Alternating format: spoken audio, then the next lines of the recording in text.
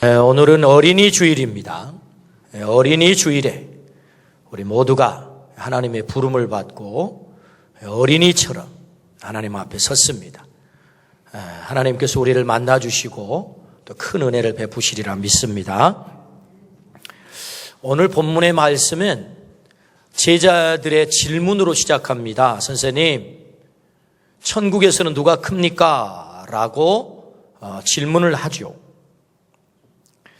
누가 크냐라는 질문은 제자들만의 관심이 아닌 오늘 우리들에게도 대단히 관심거리이죠.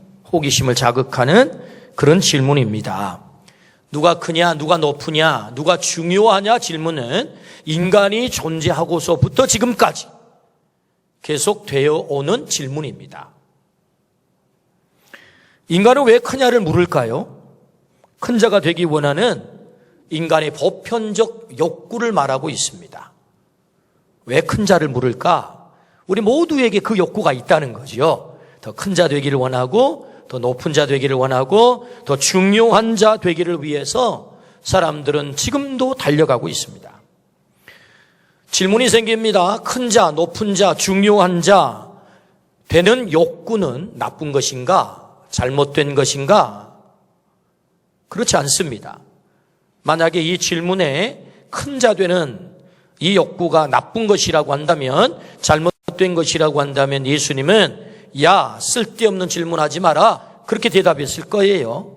근데 예수님은 그 질문 앞에 즉각적으로 그 질문에 대한 대답을 한단 말이죠. 그리고 아주 길게 그 질문에 대한 답을 해 주세요. 그것은 이 큰 자가 되는 것에 대한 욕구, 그게 나쁜 게 아니다. 주님이 우리를 향하여서 너 큰 자 되면 좋겠어, 너 높은 자 되면 좋겠어, 너 중요한 자로 살면 좋겠어, 이거 주님의 마음이라는 거죠. 때문에 우리는 큰 자 되어야 합니다. 높은 자가 되어야 돼요. 중요한 자가 되어야 됩니다. 그게 주님의 마음입니다. 그런데 우리 주님은 그 큰 자에 대한 질문에 답만 하지 않으시고 이 질문을 가지고 중요한 가르침을 하세요. 중요한 가르침 때문에 오늘 이 질문을 통해서 천국에서 누가 큰 자입니까? 라는 질문에 대한 대답을 우리가 얻을 뿐만 아니라 주님께서 뭘 가르치기를 원하시는지를 오늘 배워야 한다. 그렇다면 주님은 우리에게 뭘 가르치시는가요? 주님의 메시지가 뭔가요? 첫 번째는 큰 자에 대한 개념을 바꿔라. 이게 주님의 첫 번째 메시지예요. 큰 자에 대한 개념. 오늘 본문 3절과 4절을 같이 한번 읽어봅시다. 3절, 4절. 같이 읽습니다. 시작. 이르시되 진실로 너희에게 이르노니 너희가 돌이켜 어린 아이들과 같이 되지 아니하면 결단코 천국에 들어가지 못하리라. 그러므로 누구든지 이 어린아이와 같이 자기를 낮추는 사람이 천국에서 큰 자다. 아멘. 우리 주님이 누가 큰 자입니까? 라고 질문하자 대답하세요. 어린아이와 같이 자기를 낮추는 자가 큰 자다. 이 큰 자가 되려면 먼저 천국에 들어가야 되겠죠? 누가 천국에 들어갑니까? 어린아이와 같지 않으면 천국에 들어갈 수 없다. 그러니까 어린아이와 같이 되어야 천국에 들어갈 수 있고 그 천국에 들어간 사람이 큰 자가 될 수 있다. 그 큰 자란 자기를 낮추는 자다라고 말씀을 하세요. 제자들의 이 질문에 예수님께서 이렇게 대답하지 않았음을 주목하세요. 큰 자? 대제사장이 큰 자지, 왕이 큰 자지, 저 로마의 시저가 큰 자지라고 주님이 대답하지 않고 뭐라고 대답합니까? 어린아이와 같이 자기를 낮추는 자가 큰 자다라고 말씀을 하신 것입니다. 참 고약한 대답입니다. 예수님의 대답을 고약하다고 말하면 약간 불경스러움이 있긴 하지만 왜 고약스럽습니까? 이게 좀 앞뒤가 안 맞는 대답이라 그 말이에요. 뭐가 앞뒤가 안 맞습니까? 당시 어린아이는 사실 사람 취급을 잘 받지 못했어요. 그래서 사람을 카운터할 때 여자 어린이는 사람 숫자에 안 들어갑니다. 남자들만 사람 숫자에 들어갑니다. 그러니까 어린아이는 가장 작은 자란 말이죠. 사람 취급 제대로 받지 못한 존재란 말이죠. 하찮은 존재란 말이죠. 심지어는 아버지의 재산 목록에 어린이가 올라간단 말이죠. 그런데 예수님 뭐라고 말씀하세요? 그 작은 자, 하찮은 자, 사람 취급받지 못한 그가 큰 자다라고 말씀을 하셨단 말이죠. 그러니까 대답이 고약스럽잖아요. 앞뒤가 좀 안 맞잖아요. 그렇다면 왜 예수님은 이렇게 가장 작은 자를, 당시에 누구도 인정하지 않는 가장 작은 자를 가장 큰 자라고 말씀하셨을까?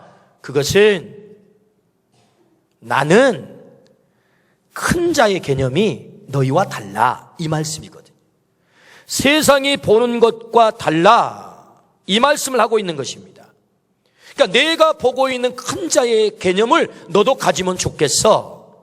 너희들은 시저가 크다고 말하잖아. 왕이 크다고 말하잖아. 대제사장이 크다고 말하잖아. 근데 나는 아니거든. 내게 큰 자는 작은 자야. 너희가 그 시각을 가지면 좋겠어. 사람을 보는 눈, 두 종류의 눈이 있다는 거예요. 하나는 세상이 보는 눈이 있고 또 하나는 예수님이 보는 눈이 있다는 것입니다. 때문에 주님께서 작은 자를 큰 자라고 말씀하시면 내가 갖는 바로 사람을 보는 그 눈을 너희가 갖기를 원해. 사람 보는 개념을 바꾸기를 원해, 이 말씀이거든요. 세상의 눈은요, 사회적 타이틀이 큰 자 작은 자를 결정합니다. 세상의 눈은 배움의 유무, 아, 저 사람 악벌 좋아, 큰 사람이야, 그게 큰 자 작은 자를 결정하는 거예요. 세상의 눈은 저 사람 많이 가졌어, 큰 사람이야, 이 큰 사람 작은 사람을 결정한다는 것입니다. 그러나 예수님의 눈은 타이틀, 업적으로 큰 자 작은 자를 결정하지 않아요. 예수님의 눈은 학벌을 가지고 결정하지 않아요. 예수님의 눈은 소유의 많고 적음을 가지고 큰 자 작은 자를 결정하지 않는다. 아멘입니까? 예수님의 눈은 세상의 눈과 다르다는 거예요. 큰 자를 바라보는 눈이 다르다는 거예요. 예수님의 눈은 어린 아이같이 자기를 낮추는 자, 어린 아이를 가장 큰 자로 보는 눈을 가지고 계시다는 거예요. 그래, 어린 아이와 같아야 네가 천국에 들어가고 천국에 들어가야 너는 큰 자가 될 수 있지 않겠니? 그러면 그 큰 자는 바로 어린 아이같이 자기를 낮추는 자야 라는 말씀이지요. 그러므로 오늘 이 말씀을 통해서 우리에게 뭘 말씀하세요? 나처럼 네가 큰 자에 대한 개념을 바꿔라, 이 말씀이에요. 내 눈 가지고 살라, 내 눈으로 인간 이해를 하라, 이런 말씀이에요. 예수님의 눈으로 사람을 이해하기를 축복합니다. 돈의 눈으로 사람을 이해하지 말고, 타이틀로 사람을 이해하지 말고, 학벌로 사람을 이해하지 말고, 내가 가진 눈으로 사람을 이해하면 좋겠어. 이게 주님의 말씀이란 말이죠. 누가 큰 자입니까? 라는 질문을 그냥 대답하지 않고 이렇게 말씀하신 주님의 의도가 뭐예요? 너 눈 바꿔야 되겠어. 사람 보는 눈, 내 눈으로 좀 바꿔 라는 말씀이거든요. 여러분, 큰 자의 개념을 우리가 바꿀 수 있다면 우리가 얼마나 겸손해질 수 있겠습니까? 우리가 대통령 앞에서 함부로 하지 않습니다. 함부로 행동하지 않습니다. 왜 그렇죠? 대통령을 큰 사람으로 보기 때문이죠. 아, 저분은 큰 사람이야. 그래서 우리는 그 앞에서 경거망동하지 않습니다. 함부로 행동하지 않습니다. 그것은 그를 큰 자로 인정하기 때문이지요. 그러나 우리가 함부로 하는 사람이 있습니다. 왜 함부로 합니까? 그 사람은 작은 자라고 생각하니까 함부로 하는 거예요. 저 인간은 작은 인간이야. 작아. 그러니까 내가 함부로 해도 돼. 함부로 말해도 되고, 함부로 행동해도 되고, 경거망동해도 되고, 아무렇게 옷 입고 그를 만나도 괜찮아. 왜요? 그가 작은 자이기 때문에. 그래서 우리는 함부로 행동하는 거죠. 그런데 예수님은 놀랍잖아요. 큰 자를 큰 자로 대우해서 위해서 예수님이 큰 자가 된 게 아니고, 지극히 작은 어린아이, 누구도 인정하지 않는 그 작은 자를 큰 자로 대우해서 예수님은 큰 자가 된 거예요. 이게 역설이거든요. 그러니까 예수님이 큰 자로 여기는 자는 누구냐? 어린아이, 작은 자, 세상에서 별 볼 일 없는 자, 그를 예수님은 어떻게 해요? 큰 자로 봤다는 것입니다. 때문에 너의 눈도 내 눈처럼 되면 좋겠어. 큰 자로 보는 눈, 작은 자를 큰 자로 보는 눈. 여러분, 우리가 그 눈을 가지시기를 주의 이름으로 축원합니다. 그 모델이 예수님이다 말이죠. 예수님은 이 세상에 그 누구와도 비교할 수 없는 가장 큰 자가 된 것입니다. 어떻게 큰 자가 됐죠? 세상 사람들이 다 어린이를 함부로 취급할 때 예수님은 그 어린이를 가장 귀중하게 여긴 거예요. 가장 작은 자를 가장 귀중하게 여겨서 제자들이 애들은 가라 그럴 때 그들이 내게 오는 것을 용납하고 금하지 마라. 우리 주님이 말씀하신 거예요. 그리고 그들을 안고 그들에게 축복 기도를 한 거죠. 세상은 어린아이를 어떻게 취급했죠? 애들은 가라예요. 애들은 가라. 그때 예수님은 그들이 내게 오는 것을 용납하고 금하지 마라 하고 그들을 진심으로 축복해 줬단 말이죠. 그들을 진심으로 높여줬단 말이죠. 그들을 진심으로 큰 자로 대우했단 말이죠. 그러므로 예수님이 큰 자가 된 거죠. 예수님이 큰 자, 세상이 말하는 큰 자, 시저를 큰 자로 여기서 큰 자가 된 것입니까? 아닙니다. 가장 작은 자를 큰 자로 대우해서 예수님이 큰 자가 된 거죠. 그래서 예수님의 소원이 뭐예요? 너희도 큰 자가 되면 좋겠어. 우리를 향한 예수님의 마음이에요. 그럼 어떻게 큰 자가 됩니까? 작은 자를 세상에서 무시당하고 보잘것없는 그 작은 자를 큰 자로 여겨 그를 큰 자로 대우하라. 할렐루야. 그가 천국에 들어가고 그가 천국에서 큰 자야. 자기를 낮출 때 큰 자가 될 수 있어 라는 말씀입니다. 그러므로 큰 자 개념을 바꾸시기를 축복합니다. 사람 보는 눈을 바꾸시기를 축복합니다. 사람의 껍데기와 타틀과 업적과 이력으로 사람을 판단하지 않기를 축복합니다. 가장 작은 자를 큰 자로 볼 수 있는 눈. 우리나라 아동 문학계에 정말 훌륭하신 분이 계시는데 그 가운데 한 분이 권정생 선생님이세요. 권정생 선생님. 이분은 강아지 똥이라고 하는 유명한 동화를 썼어요. 강아지 똥. 아마 웬만하면 이 책을 들어보셨을 것입니다. 몽실 언니 이런 아주 아름다운 동화를, 정말 심금을 울리는 동화를 썼는데요. 그 강아지 똥이라고 하는 이 동화의 한 대목을 제가 좀 소개를 해보면, 흙덩어리하고 강아지 똥이 대화를 해요. 동화가 길죠. 그 가운데 한 대목인데, 흙덩이가 강아지 똥에게 강아지 똥아, 난 그만 죽는다. 부디 너는 나쁜 짓 하지 말고 착하게 살아라. 그러자 강아지 똥이 나같이 더러운 게 어떻게 착하게 살 수 있니? 그러자 흙덩이가 아니야. 하나님은 쓸데없는 물건은 하나도 만들지 않으셨어. 너도 꼭 무엇인가 귀하게 쓰일 거야. 여러분, 강아지 똥이 얼마나 무시를 당했으면, 얼마나 하찮게 취급을 당했으면, 실제로 강아지 똥이 하찮은 거죠. 다 무시하는 거죠. 더럽다고 침 태태받고. 그래서 이 강아지 똥이 정말로 절망에 있는 거예요. 그때 이 흙덩이가 강아지 똥에게 아니야, 하나님은 쓸데없는 물건은 하나도 만들지 않으셨어. 너도 꼭 무엇인가 귀하게 쓰일 거야. 그리고 흙덩이랑 헤어졌어요. 겨울이 와서 눈이 덮였어요. 강아지 똥이 긴 겨울잠을 잤어요. 그리고 봄날 비가 내려요. 그 긴 겨울밤을 지내면서 강아지 똥은 하늘에 떠있는 깜깜한 밤에 별을 보면서 별을 가슴에 품었어요. 나도 저 별처럼 노랗게 반짝반짝 빛나면 좋겠다 라고 별을 가슴에 강아지 똥이 품었어요. 그래서 봄날 비가 내리는데 자기 앞에 파란 이파리가 하나 돋아나요. 그 이파리가 민들레 이파리였어요. 그래서 이 강아지 똥하고 민들레가 대화가 시작돼요. 너는 누구니? 난 노란 꽃을 피우는, 별처럼 아름답게 노란 꽃을 피우는 민들레야. 그래? 난 참 좋겠구나. 별처럼 아름다운 꽃을 피울 수 있으니. 나는 강아지 똥이야. 나는 찌꺼기고 아무것도 할 수 없어. 그때 민들레가 강아지 똥에게 아니야. 너는 나를 도와줄 수 있어. 내가 어떻게 너를 도와줄 수 있어? 네가 봄날 비가 내릴 때 다 녹아서 땅속으로 스며들어 내 뿌리를 타고 올라오면 나는 네가 품고 있는 노란 별과 같은 꽃을 피워내게 될 거야.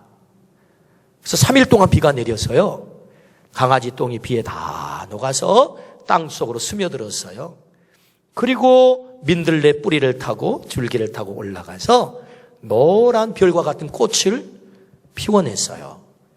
민들레 꽃은 강아지 똥이 피워낸 꽃이에요. 제가 왜 이 이야기를 소개해요? 권정생 선생님은 물론 지금은 돌아가셨습니다. 그 동화가 참 사람들의 마음에 심금을 울려요. 작은 것을 아주 귀하게 봤다는 거죠. 여러분, 강아지 똥이 들판에 길거리에 그 얼마나 하잘것없고 보잘것없고 아무 쓸모없는 것입니까? 그런데 그 강아지 똥의 귀중함을 보았다는 거죠. 그래서 그 강아지 똥이 결국 아름다운 별과 같은 꽃이 되었다는 거예요. 이것이 예수님의 눈이고 이게 예수님의 마음이라는 거죠.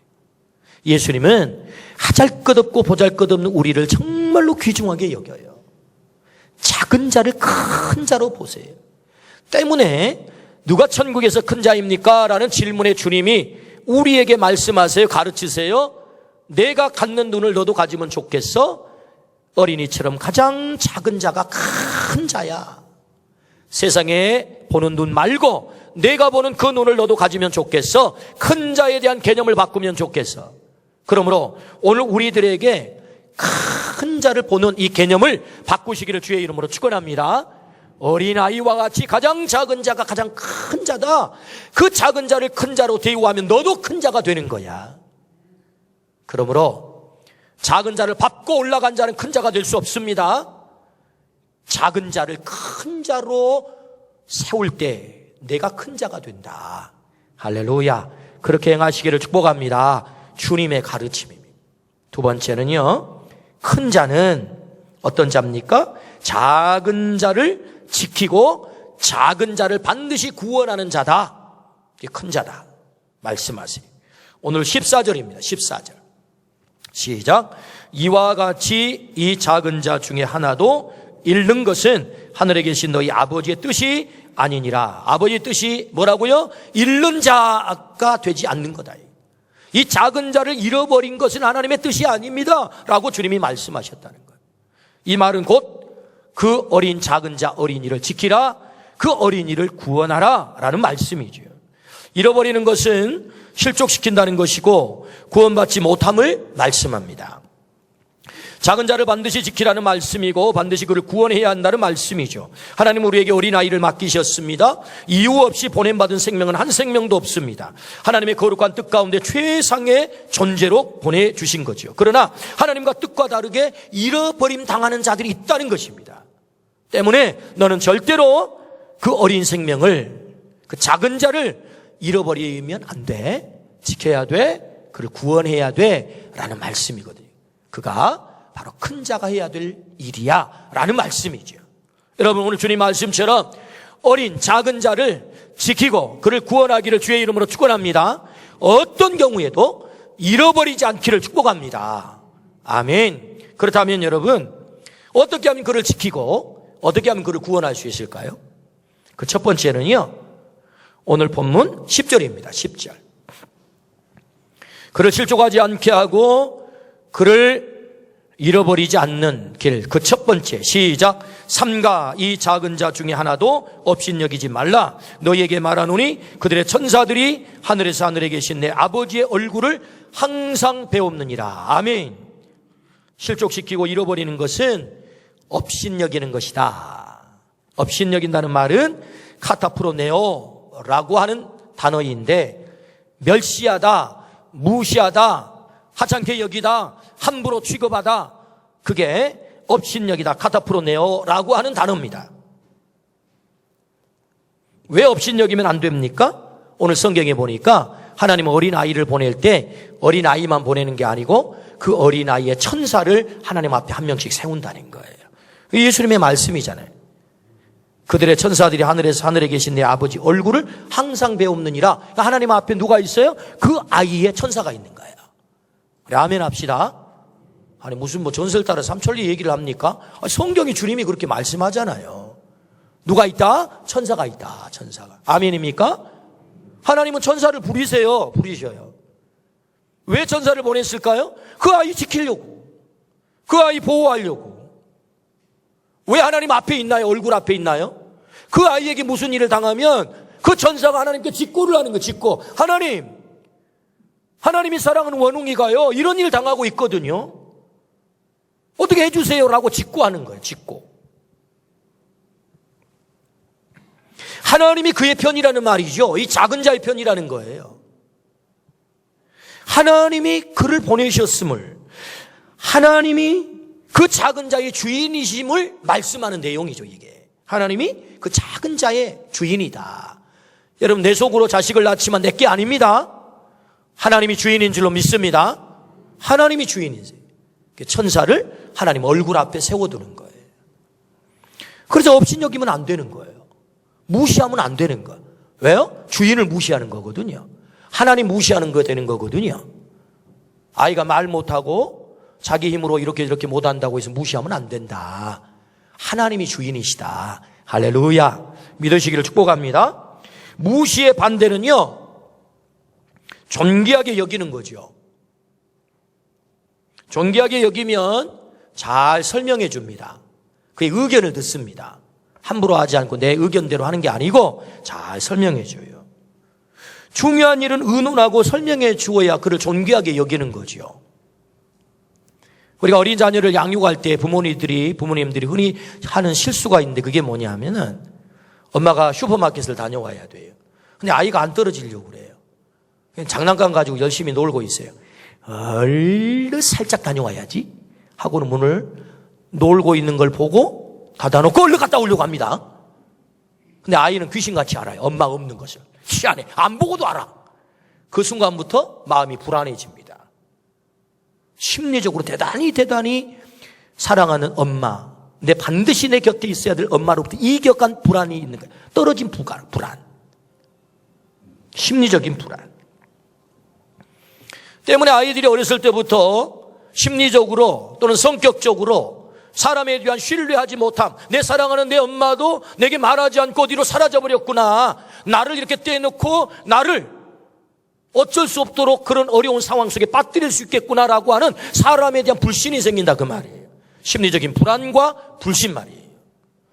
그래, 우리 부모들이 어린 아이들, 그 아이가 제대로 반응하지 못하기 때문에, 나를 귀찮게 하기 때문에 우리가 사실은 내 생각대로 함부로 취급을 하는 거거든요. 그게 뭐예요? 업신여기는 것이고 무시하는 거죠. 그럼 존귀하게 여기는 것은 뭐라고요? 설명해야 된다고요. 아이가 알아듣든 알아듣지 못하든 간에 설명하세요. 설명.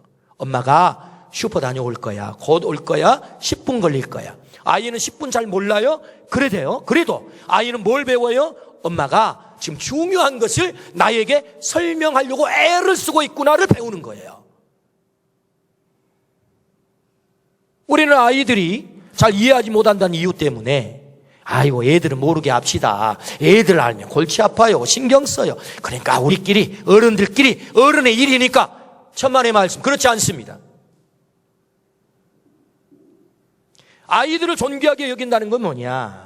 물론 아이들이 언어로 설명해야 되겠지만, 그러나 아이들에게 더 중요한 것은 이 가정의 중요한 일을, 엄마 아빠의 중요한 일을 내 엄마 아빠는 나를 정말 존귀하게 여겨서 설명하려고 애를 쓰시고 계셔. 이해는 못하지만 그걸 배우는 거예요. 그거가 중요한 거예요. 중요한 것을 나에게 설명하려고 하시는구나. 그 엄마 아빠를 배우는 거예요. 이게 업신여기지 않는 거죠. 내 마음대로 결정하지 말고 설명해주고 이해하고 의견을 들어주는 거죠. 그때 내가 존중받고 있구나를 알게 된다 그 말이죠.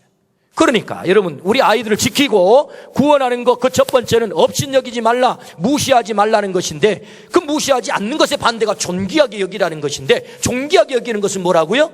설명해야 되는 거예요. 의견을 들어줘야 되는 거예요. 그렇게 하시기를 축복합니다. 또 목사님 지인직 좀 가르쳐 주시지, 얘들 다 커버렸는데. 우리에겐 손자가 있잖아요. 또 태어날 우리의 다음 세대들이 있잖아요. 인간 기본을 형성하는 중요한 것이 있습니다. 그것은 자존감입니다. 자존감. 우리 인간에게 자존감은 너무 중요하죠. 자존감이 높은 사람을 정신력이 강한 사람이다라고 말을 합니다. 멘탈이 강하다 그렇게 말하죠. 그런 사람은요, 상처도 잘 아팠지 않습니다. 웬만한 것들 잘 넘어갑니다. 그런 사람을 가리켜 우리는 사회성이 좋다라고 말하지요. 그런데 자존감이 낮으면 문제가 뻥뻥 터지는 거예요. 전혀 문제될 것 같지 않은 말에도 상처를 받아요. 쓰러져요. 넘어져요. 시험 들어요. 왜 그래요? 자존감이 낮아요. 우리 스스로 나를 한번 점검해 볼 때 왜 나는 다른 사람 별로 상처 없이 지나가는 나에게는 상처가 될까? 그 말 한마디를 나는 소설을 쓰면서 계속해서 스스로 상처를 많이 받을까? 그것은 뭐예요? 내 자존감이 낮다는 얘기예요. 사회성이 어렵죠. 그러면 어울려 사는 것이 대단히 힘들어지는 거죠. 그러니까 이 자존감을 높여주는 것은 대단히 중요해요.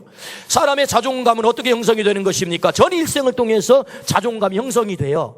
그런데 가장 강력하게 이 자존감이 형성될 때가 언제입니까? 내 의지대로 할 수 없는 그때예요. 사람들에게 내 의지로 할 수 없는 때가 있잖아요.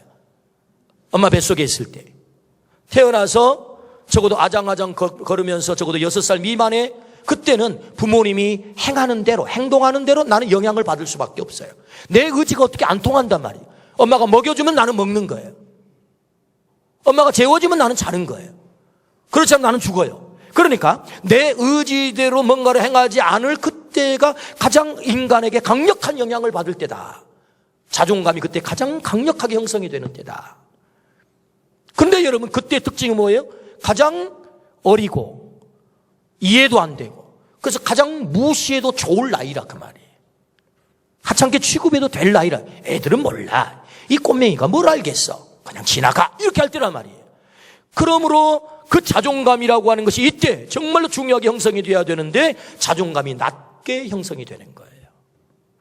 그러나 부모님이 나를 중요하게 여기고 난 잘 이해하지 못하지만 그 중요한 것을 나에게 자꾸 설명하려고 하시는구나. 알려주려고 하시는구나. 그러면 나는 중요한 존재이구나. 나는 중요한 존재야 라고 자존감이 형성이 되는 거죠. 아멘. 아멘. 그래서 여러분 그 어린 작은 자를 우리가 지키고 작은 자를 구원할 방법 가운데 업신여기면 안 된다. 이 말씀 속에는 그 어린 아이 작은 자의 자존감을 높여주라는 거예요. 누가 할 수 있어요? 부모가, 힘가진 부모가 할 수 있다는 거예요. 그 작은 자를 큰 자로 보는 자는, 중요한 자로 보는 자는 그 작은 자에게 설명해주고 알려주고 그래서 그의 자존감을 크게 형성을 시켜주는 거죠. 할렐루야. 그럴 때 업신여기지 않고 그를 세울 수 있는 것이다. 그를 지킬 수 있는 것이다. 그를 구원할 수 있는 것이다. 실족시키지 않는 것이다 라고 말씀을 하세요. 그러므로 우리가 어떻게 그를 지키고 구원할 수 있습니까? 업신여기지 않는 거예요. 여러분 작은 자를 업신여기지 않기를 축복합니다. 작은 자를 무시하지 않기를 축복합니다. 사람이 가장 기분 나쁜 것은 무시당할 때입니다. 그러므로 업신여기지 마라. 두 번째는요, 어떻게 작은 자를 지키고 구원할 수 있는가? 큰 자는 작은 자를 지키고 구원해야 되기 때문에 실족의 심각함을 알아야 돼요. 실족시키는 것이 얼마나 심각한 것인지를 우리가 알아야 된다. 오늘 6절 7절 자 같이 한번 읽습니다. 시작. 누구든지 나를 믿는 이 작은 자 중 하나를 실족하게 하면 차라리 연자 맷돌이 그 목에 달려서 깊은 바다에 빠뜨려지는 것이 나으니라. 실족하게 하는 일들이 있음으로 말미암아 세상에 화가 있도다. 실족하게 하는 일이 없을 수는 없으나 실족하게 하는 그 사람에게는 화가 있도다. 아멘. 할렐루야. 오늘 이 말씀 보세요. 이 작은 자를 실족시키는 그 결과가 얼마나 참혹한가를 말씀하세요. 우리 예수님께서 이 실족시켰을 때 얼마나 그 결과가 여러분 중요한지를 아주 과격한 표현을 해요. 야, 너 작은 자 실족시키면 너 연자맷돌 목에 걸고 저 목고 앞바다 빠져 죽어야 된다. 이거예요 지금. 굉장히 과격한 얘기잖아요. 연자맷돌이 뭐예요? 사람 손으로 돌리는 맷돌이 아니잖아요. 소 말이 끄는 1톤 정도 되는 큰 돌덩이를 달고 목고 앞바다 앞에서 빠져 죽어라 그 말 아닙니까 이게 지금. 그게 나. 아니 근데 왜 이렇게 과격하게 예수님이 말씀하는 거예요? 작은 자를 절대로 실망시키면, 실족시키면 안 된다는 것입니다. 작은 자를 실족시키면 안 된다는 거예요. 그것이 주님의 말씀이거든요. 그러니까 실족시키는 것의 이 심각함을 네가 좀 깨달아야 된다. 너 때문에 어린아이가 실족하면, 너 때문에 믿음이 어린 자가 실족하면, 너 때문에 작은 자들이 실족하면 차라리 연자 맷돌 메고 바다에 빠지는 것이 나아. 그것은 절대로 그런 일이 있어서는 안 돼. 너 그렇게 하면 안 된다. 주님이 말씀하는 거죠. 그러므로 이 작은 자를 실족시키지 않기를 주의 이름으로 축원합니다. 그럼 실족시키지 않으려면 어떻게 해야 되는 거죠? 그 첫 번째는 삶의 우선순위를 정확하게 해야 돼요. 우리는 수많은 삶의 선택 속에 삽니다. 예배해야 될 것인지 학원 보내야 될 것인지 선택해야 되죠. 삶의 우선순위가 뭐예요? 힘 있는 사람의 말을 들을 것인지 하나님의 말을 들을 것인지 삶의 우선순위를 선택해야 된다고요. 여러분, 오늘 5월 첫 주를 맞이해서 오랫동안 예배당을 나오지 못하다가 나온 여러분을 참 축복하고 잘하셨습니다. 아직도 여전히 직장에서는 교회 가지 마라, 교회 가면 바이러스 감염된다 그럴 거예요. 그런데 그런 말을 이겨내고 여러분들이 선택한 거잖아요. 예배하는 것이 더 중요해, 하나님 말씀 듣는 것이 더 중요해 라고 그걸 이겨낸 거잖아요. 우선순위를 선택한 거거든요. 그러니까 우리의 삶은 모든 영역에 있어서 삶의 우선순위를 선택해야 되는 거죠. 그러므로 여러분, 하나님의 말씀이 우선순위가 되기를 축복합니다. 하나님의 우선순위가 되기를 축복합니다. 그럴 때 실족시키지 않는다는 거죠. 두 번째는요, 신앙과 삶의 일치입니다. 언제 우리 어린 자녀들이 실족합니까? 표리가 부동하면 실족합니다. 교회에서는 거룩한데 집에 오니까 악마로 돌변해요. 그래서 어느 사모님이 기도했다잖아요. 하나님 우리 남편은 제발 설교 강단에만 계시고 집에는 오지 말게 해주세요. 왜요? 강단에서는 천사거든. 사랑을 말하고 친절을 말하고, 근데 집에만 오면 악마로 돌변한 거예요. 그러니까 하나님 우리 남편 설교 강단에만 있게 해주시고, 표리가 부동한 거죠. 표리가 부동. 신앙과 삶의 괴리가 있다는 거죠. 우리 개인의 신앙과 삶의 괴리가 있으면 상처받습니다. 실족합니다. 우리 개인의 삶이 얼마나 중요합니까? 그래서 실족시키지 않으려면 표리가 부동하면 안 된다. 삶과 신앙의 일치가 대단히 중요하다.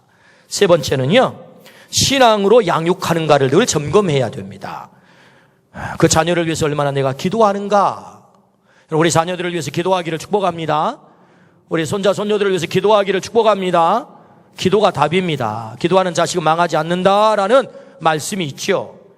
얼마나 예배를 중요하게 여기는가, 얼마나 말씀의 자녀로 만들어 놓는가, 교훈과 책망과 바르게 함과 의로 교육하기에 유익하여 온전한 사람을 만드는 것이 뭐예요? 하나님의 말씀, 성경이다 라고 말씀하셨기 때문에, 그러므로 실족시키지 않기 위해서는 얼마나 신앙으로 그를 양육하는가를 점검해야 된다. 할렐루야.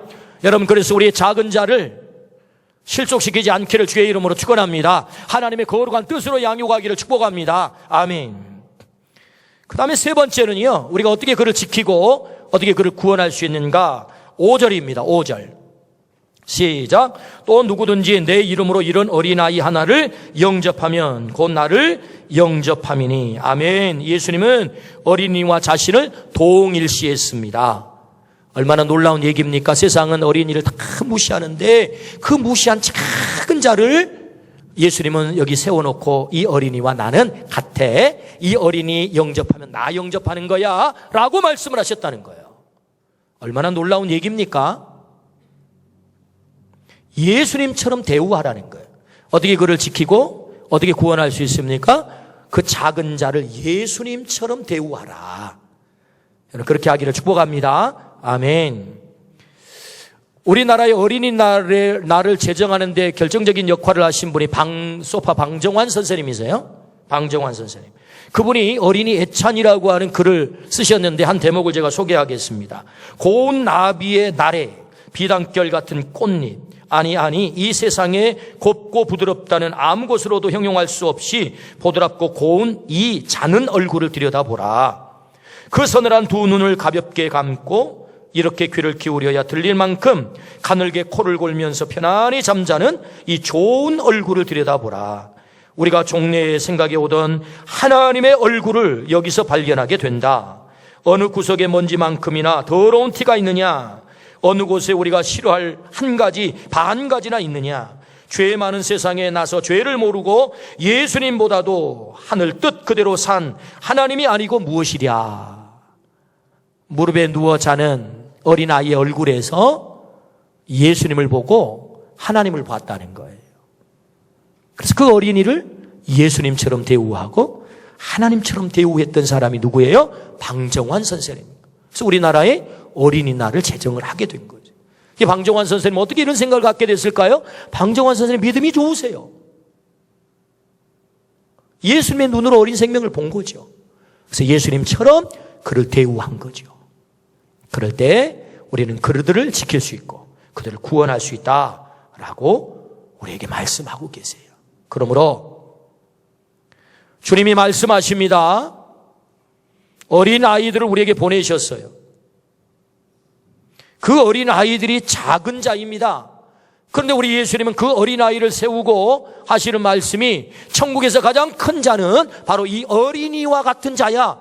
작은 자를 큰 자로 보고 있다는 거예요. 너희도 내가 본 것처럼 그런 눈을 가지면 좋겠어. 작은 자를 큰 자로 보는 눈. 무시해도 괜찮을 만한 그런 사람을 큰 자로 보는 눈. 그 눈이 우리의 눈이 되기를 주의 이름으로 축원합니다. 그래서 그 작은 자를 네가 지키고 구원해야 되겠어. 그를 실족시키면 안 되겠어. 우리 주님이 말씀하시거든요. 어떻게 하면 그를 지킬 수 있습니까? 무시하지 말라고 말씀하세요. 그를 존귀하게 여기라고 말씀하세요. 어떻게 해요? 예수님만큼, 예수님처럼 그를 대우할 때 그를 지키고 그를 구원할 수 있어. 그럼 네가 큰 자가 되는 거야. 네가 천국의 가장 큰 자가 되는 거야. 우리 모두가 이 큰 자로 사시기를, 작은 자를 큰 자로 여겨 내가 큰 자가 되기를 주의 이름으로 축원합니다. 아멘. 기도하십시다. 하나님 아버지, 오늘 어린이 주일에 우리에게 참으로 귀한 말씀을 주시니 진심으로 감사합니다. 큰 자의 개념을 바꿔라. 내 눈을 가져라. 우리 주님 말씀하십니다. 주님의 눈을 우리에게 허락하여 주옵소서. 주님이 사람을 보는 그 눈, 우리 주님이 판단하시는 그 눈을 우리에게도 허락하여 주옵소서. 그래서 주님처럼 작은 자를 큰 자로 바라볼 수 있게 하여 주옵소서. 하나님, 어떤 경우에도 작은 자를 실족시키지 않게 하여 주옵소서. 업신여기지 않게 하시고, 하나님, 실족시켰을 때 그 결과가 얼마나 처참한 자를 깨닫게 하시고, 하나님, 참으로 예수님처럼 그를 섬길 수 있도록 은혜를 베풀어 주옵소서. 그래야 천국에서 가장 큰 자의 삶을 살게 하여 주옵소서. 예수 그리스도 이름으로 감사하며 기도드리옵나이다. 아멘.